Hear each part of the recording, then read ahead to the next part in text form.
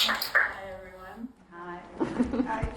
I'm going to read an origin poem, My Origin, that appear. It's actually also the he and the she in this poem are my mother and father, and it's also the poem that got me started as writing poetry, and because it appeared in this book early on in the 90s. Anyway, it's called The Train. The Train. He came from a small town, Grabova, near Lodz. She went to Lodz after liberation. The train just took her there. Her family was really Vilna, way east, the opposite direction of where she went. Chaos. Looking for lost relatives, a friend of his went to Vilna to look for a sweetheart he met there before the war. The sweetheart was her cousin. He didn't find her. He came back to Lodz. She's dead. They're all dead. Her family, her whole past, gone. His family was dead too. His wife and child murdered. They lived, both young and beautiful. Only their eyes betrayed the horrors they had witnessed. Life amidst the ruins, hope in each other's lips. The passion stirred, they fell in love, they lived and left the past behind. He was a tailor, sticking the needle in and out through the thick fabrics, his fingers swollen and red. She was a smuggler, making clandestine trips to Russia, bringing back motorcycles and linens, hiding packages in the baby carriage my sister was in. She was born of their passion, forcing them to get married that year. They had a double wedding. She was a twin. She took care of her sister. She was the strong one. His friend Chemia took her. For 5 years, they continued this way, working illegally, building a life from ashes, summering by the sea, pretty dresses and maids. Then I came. My sister stopped walking. They put her in a baby carriage. "I'll throw her out the window," he said when she cried. He wanted a boy. I was a girl. She slapped me because I was quiet. I let out a big yelp. She was happy. Cukrovnya, she called me. Sugar factory. Happy to grab her nipple.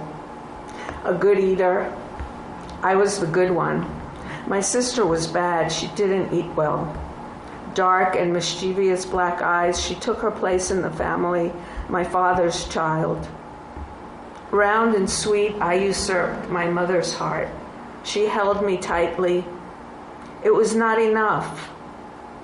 The summers by the sea, the familiar streets and hidden alleyways echoed the cries of the lost ones. "Dirty Jew," they wailed as my cousin ran, playing in the courtyard. Mendel, they named him after their dead father, but they called him Marek to hide that he was a Jew. Finally, they went to France. He had a cousin there. All their precious things, their furniture and the piano, stayed packed in a railway car, waiting. Uprooted from their land, they scurried madly about Paris, trying to find a home. Hotel rooms and hovels, dark alleyways, clochards in rags, laying on the curbs, haunting their search for new life, where their children could be free of anti-Semitism. It was for us they moved. Brussels, the next stop on the train. His mother's brother lived there, Ridinke. The piano still on the tracks, never to emerge from the walls of the railway car. The credenza tables and beds all moved into the spacious airy apartment. He had a workshop in the back. A potbelly stove glowed in my room, big yellow eyes smirking through the hot coals. French flowed from my lips. Embracing the sweetness of the tongue, I found something to call my own. I poured the glass of milk down the drain. He must have seen the white film in the sink because he slapped me and flew into a rage. I remember throwing half-eaten hamburgers behind the couch. Eat was the only satisfaction I could give them. I got lost in their flight. Their anxiety made me quiet and thin. Soon we were on a big boat, crossing the ocean. The bitter February wind uprooting the sea into turbulent crests, keeping him inside, a victim of seasickness. I wandered freely through the rocky world of the ocean liner, frequently exploring the depths of its bowels, rocking back and forth, hiding between pipes, perpetually feeling the ocean through the roar of the engines, white linen tablecloths and crystals clanging. I found a family that liked me and played with them. Herring delivered to his bed. He laughed at the snappy service. Hoboken, New Jersey. They gave me a new name, unfamiliar to my ear. Nose, she pointed to hers, and made me repeat each face part over and over, popping candies in my mouth as I sat high up on a ledge, repeating my body parts in English.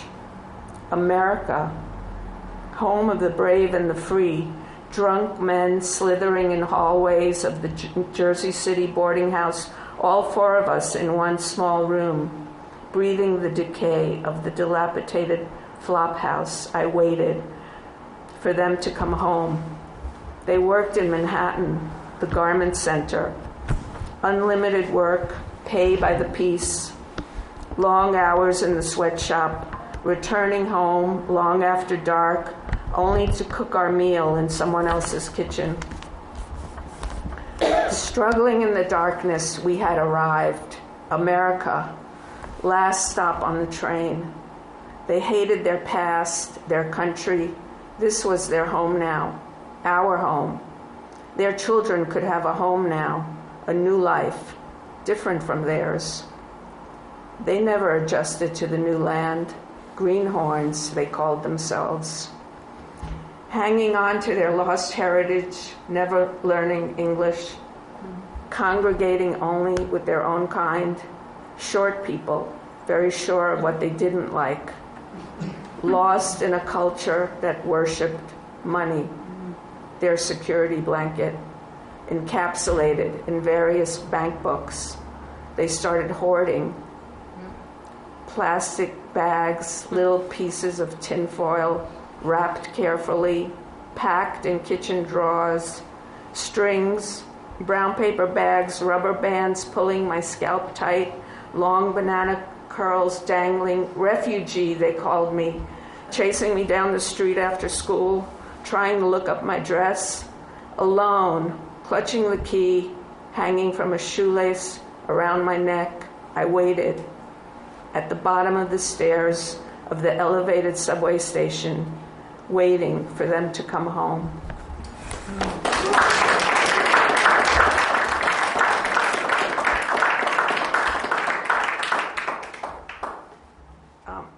Okay, then next I'm going to read I guess an essay or a piece that I wrote about going to summer camp up here in the Catskills. So it's an homage to Hemshech. From the time I was 7 until I was 20, I spent every summer at Camp Hemshech in the Catskill Mountains. The excitement began when the name tags arrived. A roll of white ribbon with my name stamped in black over and over and over again. Each item that was to be packed in my shiny black trunk had to have my name sewn into it.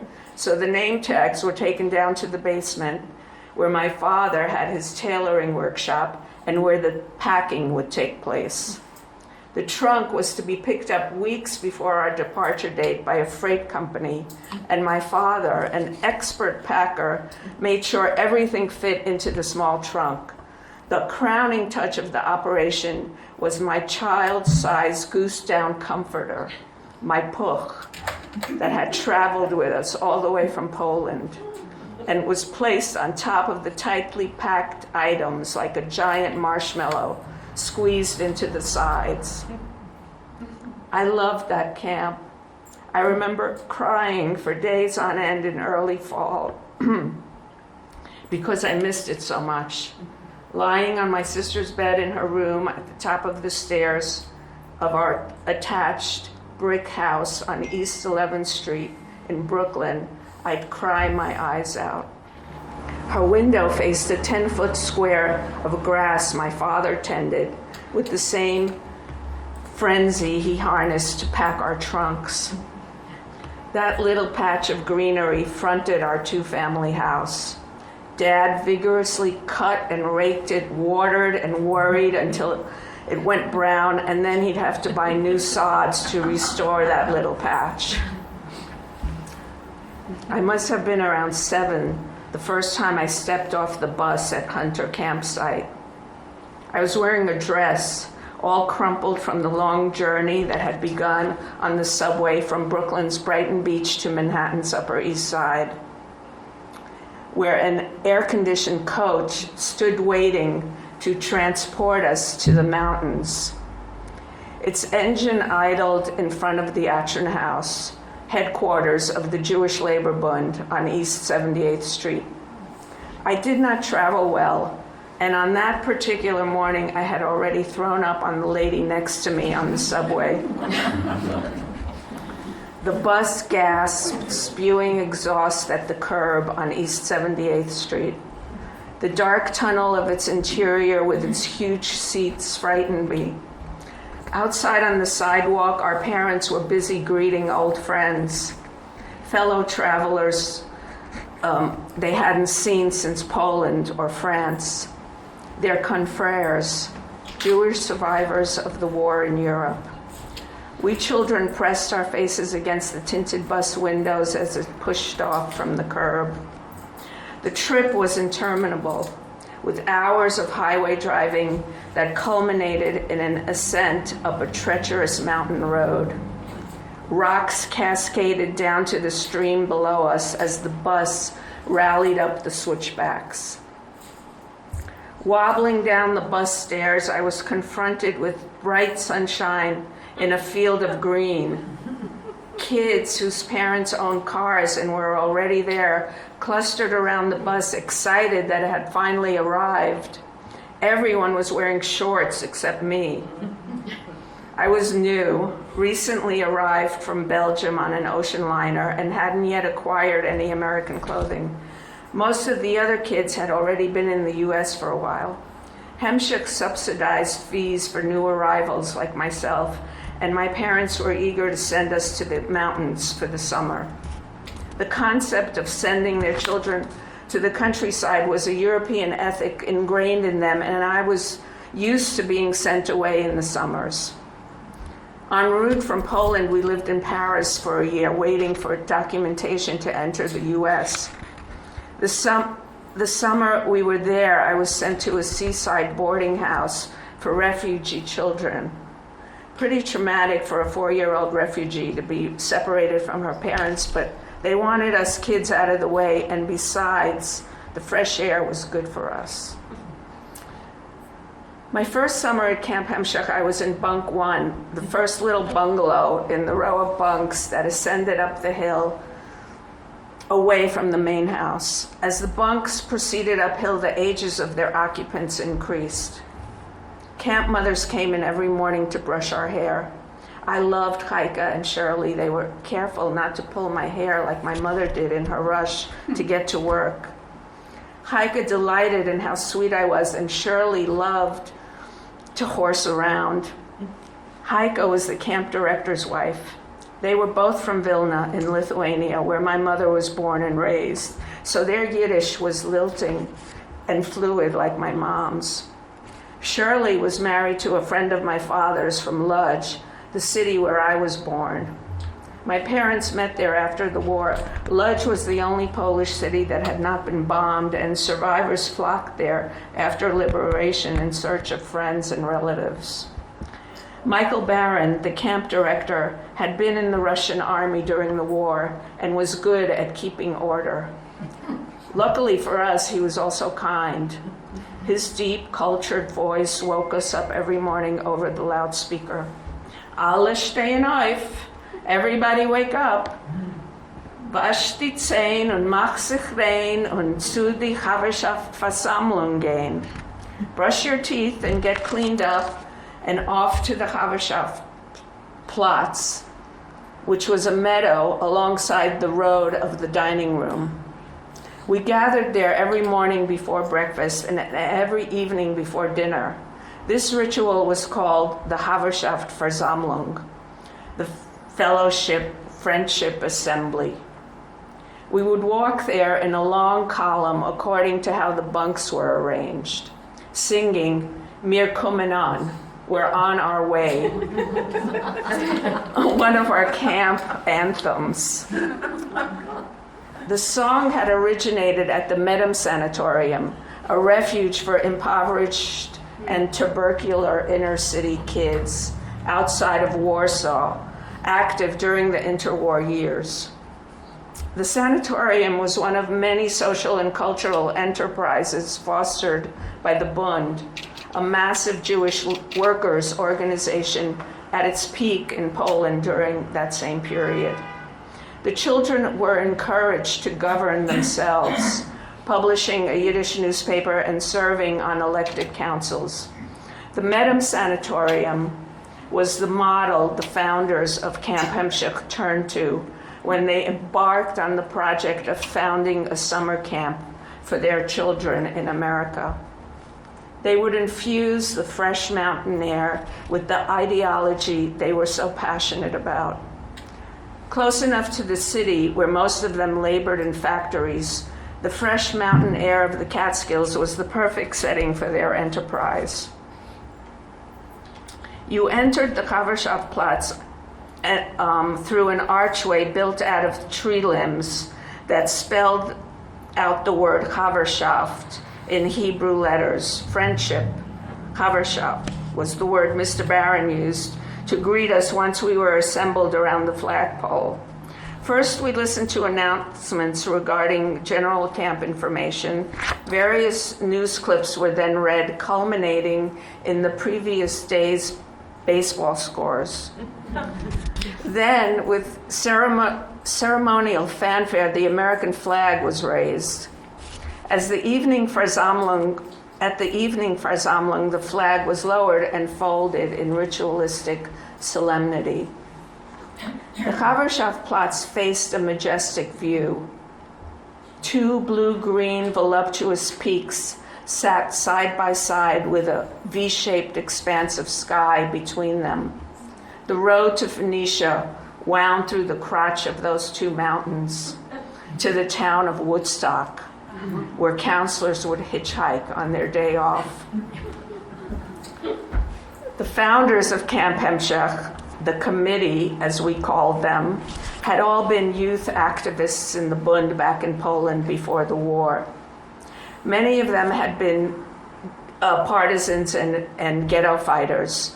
All of them were survivors of the Holocaust. They wanted to revive their cultural activism that had been so viciously destroyed by the Nazis, and we, their children, were elected to perpetuate their robust youth and ideology. That's why they called the camp Hemshech, which means continuation. They fervently wanted their political and cultural way of life to be continued, and we were the chosen ones.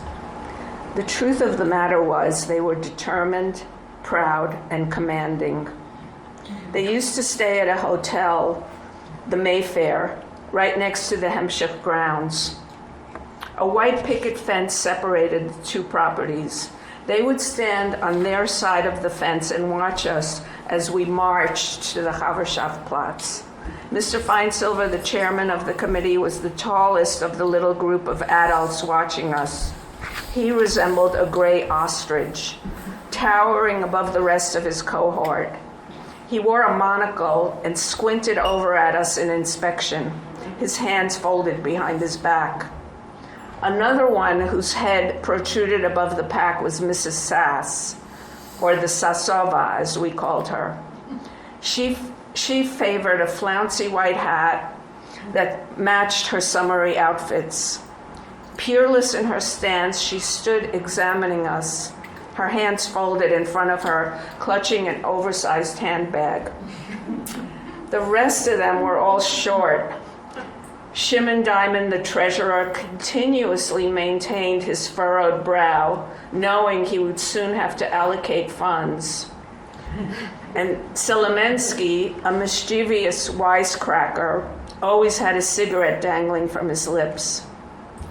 Moshe Klicksberg, a serious scholar, wore a suit even on the hottest days. The committee only came up on weekends, so we weren't exposed to their scrutiny on a daily basis. The weekends were special. Friday night, we wore all white to the Versammlung. Chicken soup and roast chicken regaled our tables. It was all very festive compared to our usual government surplus food.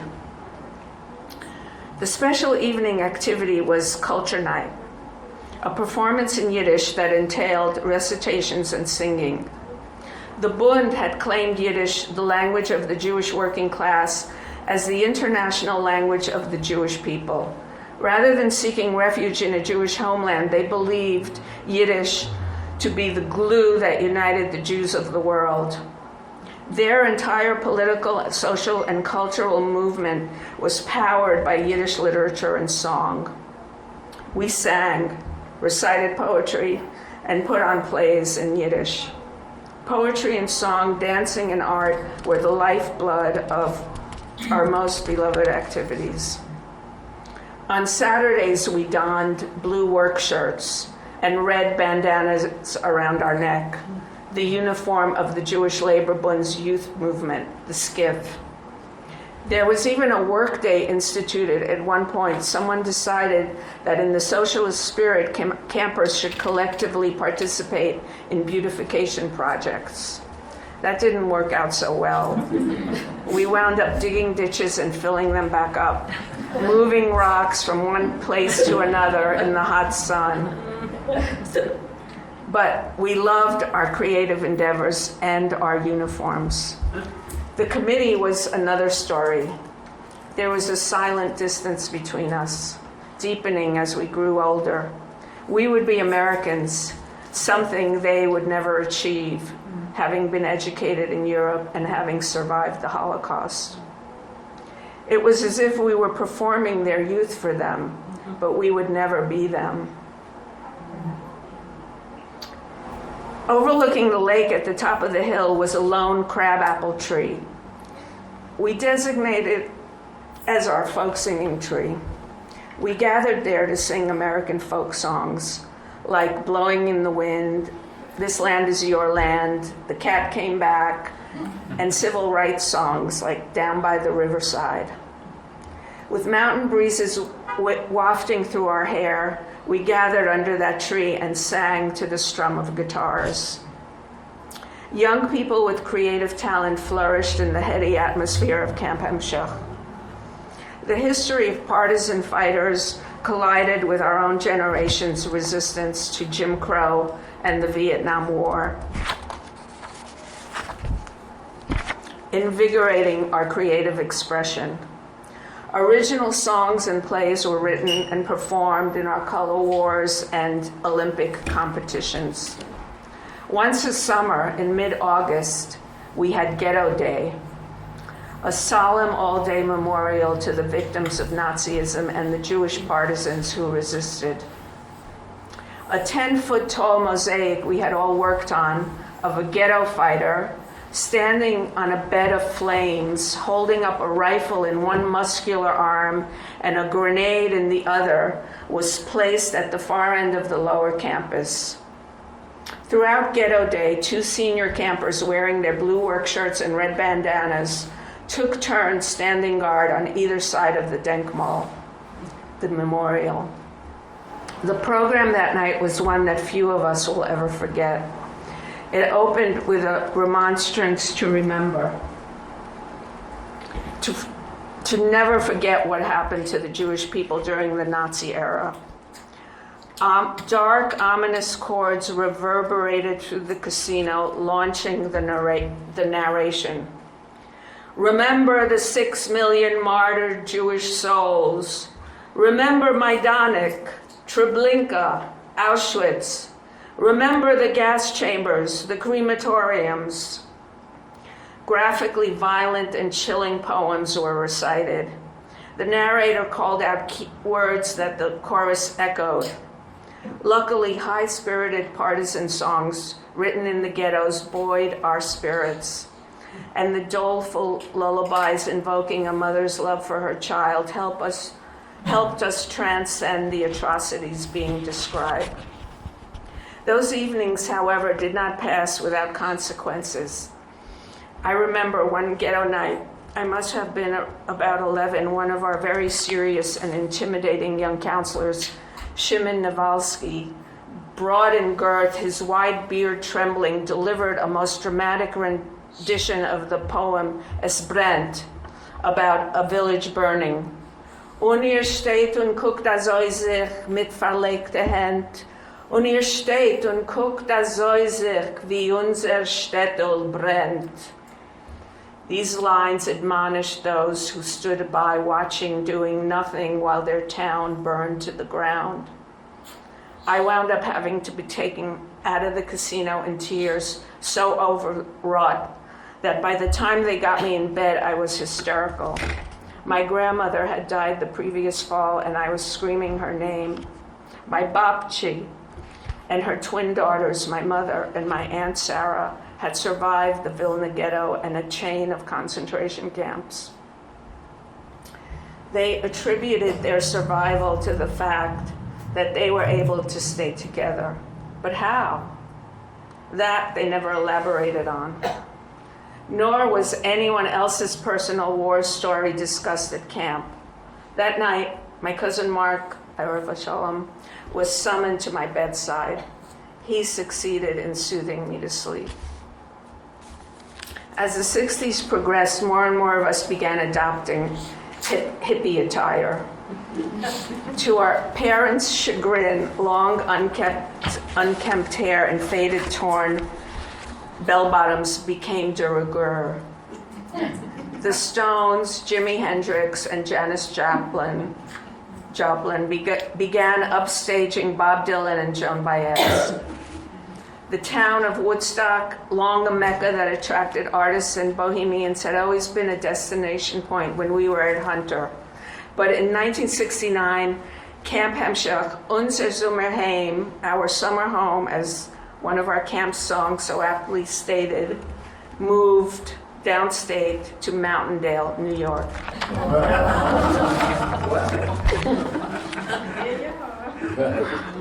We were sad to leave the high elevations of Hunter and our beloved crotch in the mountains. In contrast, Sullivan County, with its dilapidated bungalow colonies and derelict hotels, seemed like the armpit of the Catskills. 1969 was my first year as a counselor. My days off were spent in Monticello, the hub of the area where nothing was happening. We basically languished on the lawn of the courthouse. I acted like nothing fazed me. In the awkwardness of puberty, it was important to maintain some sort of cool. Drugs helped. We had already been smoking hash in Hunter, but our first summer in Mountaindale was when psychedelics really took hold. Taking LSD and mescaline was our way of transcending the misery humanity dished out. We dropped acid after the kids were in bed and stayed up all night, wandering the cramped Mountaindale campus.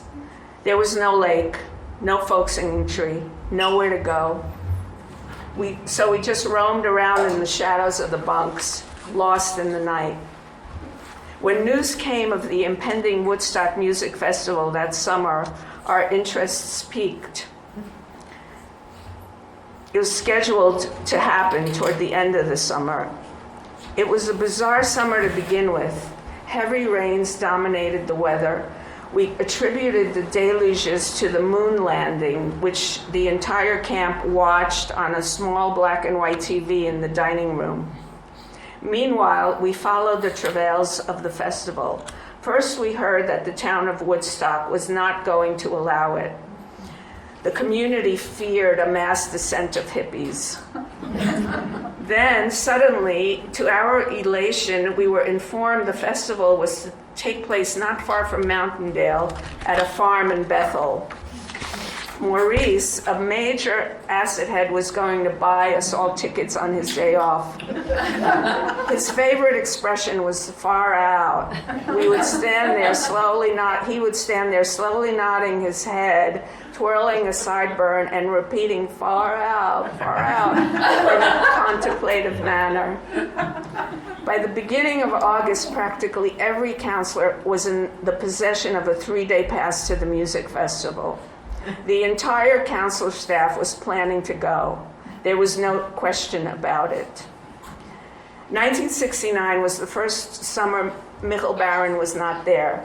To replace him, the committee had hired Abby Rose, a young camp director, someone better equipped to relate to the emerging youth that the older generation was losing control over. He had previously been the head counselor. He and his wife had joined the Peace Corps and hadn't been in camp for a couple of years. Now he was back and was going to breathe new life into a deteriorating situation. When he got wind of our plan to abandon the camp for 3 days, he had to do something. A staff meeting was called to discuss the situation. Who did we think would take care of the children while we were grooving away at the concert? That had never crossed our minds. It was finally decided that nobody would be allowed to go. No one was to have a day off during those 3 days. After all, it wouldn't be socialistic if select few were allowed to go when everyone wanted to. Bottom line was, if you went, you were fired. Only one brave counselor left the camp on that fateful weekend in mid-August. Haley Fastfair, the camp mother's daughter, took the defiant step and forged her way to Woodstock. Of course, by then you didn't need tickets to get in. The crowds were so overwhelming. Fortunately, peace and love prevailed, but Haley did partake of some of the bad acid going around. She returned to camp after a few days very disoriented and caked in mud. She had to spend a week in her mother's room in the main house recuperating before she could go back to the Bronx. But she was my hero. She had defied authority. She had made it to Woodstock. These days, I pass the Woodstock site every time I drive up to my home in Coshocton. I find the countryside here beautiful now. Its rolling hills dotted with lakes, farms, deer, cows, sheep, munching away on verdant slopes. The sounds of rushing water, the heady scent of the air electrifies my senses. That I've wound up in Sullivan County somehow makes sense to me now. Riding at my picnic table under an apple tree, I gaze at the land surrounding our cottage. My eyes traverse its rolling glades and wander into the paths and nooks I've carved out with my mower. My spouse and I are fascinated by the history resonating through these hills. The large, boarded-up rooming houses overlooking Lake Huntington, the dilapidated bungalow colonies beckon us as we drive these roads searching for the past. My first summer up here, I was determined to locate the Mountaindale campsite. I found the road and drove up and down it numerous times, but I could not pinpoint where the camp had been. Was it where that pristine horse farm is? Or the condominium development right next to it? The road looked the same, still dusty, its shoulders disappearing into overgrown vegetation. Where were the broken down bunks, the lopsided casino, the main house with the dining room attached to it? I wanted to wander through its ruins. There are pictures of those days up on the internet now, posted on the Camp Hampshire Facebook page. I spend hours trolling through them. Illuminated by the light of the computer screen, I admire the artful black and white prints and the faded colored snapshots. Groups of us materialize as if from underwater. We float to the surface.